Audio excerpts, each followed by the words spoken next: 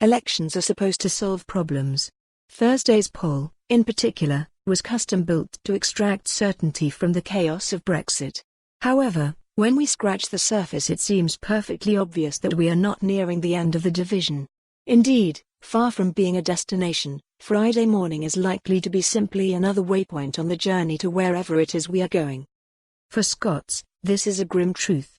Our constitutional chaos, and the social and economic uncertainty which has emanated from it, is becoming old news. It started in 2011, with the SNP majority, leading to the 2014 independence referendum. Those days seem almost calm compared to where we are now. We are on our third general election since that referendum, one of which led to the EU referendum, with a Scottish Parliament election sandwiched in between.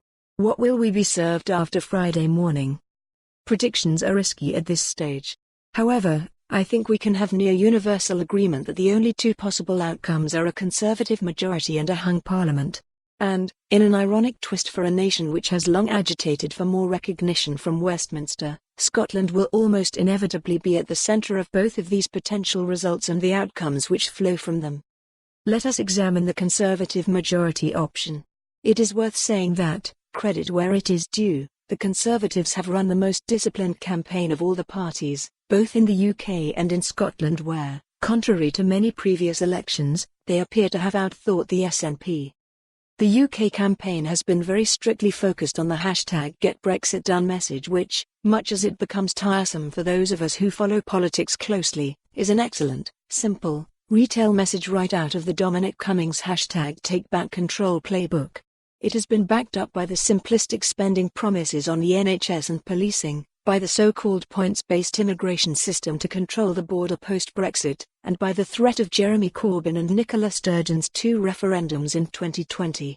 These key messages are the electoral equivalent of going all in at poker.